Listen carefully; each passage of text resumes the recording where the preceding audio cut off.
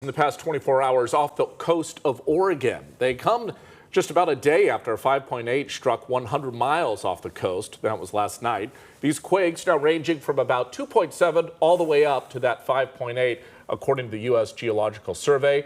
Officials say none of the quakes are thought to be causing any tsunami concerns.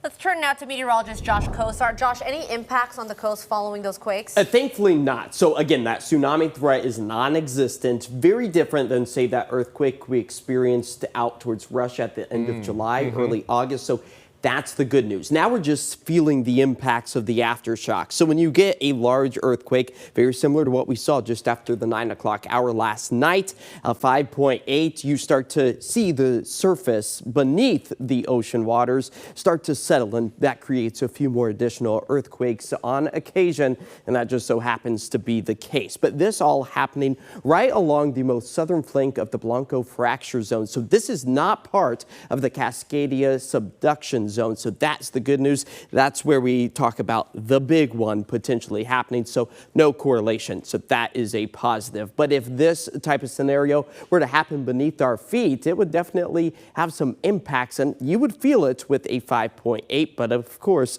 the ocean water kind of suppressing a lot of that rattling as our cloudy skies are still found across our area, as a few bubble up thunderstorms are tracking their way further to the west. As far as that thunderstorm potential goes, it does keep us on the fringe for maybe a bolt of lightning, a rumble of thunder as we move our way through the rest of the evening with a mix of the sunny and cloudy conditions. But coming up in my extended forecast, I am tracking those seasonal temperatures and when the thunderstorm threat should start to subside. I'll have that timeline coming up in just a few minutes. All right, Josh, thank you.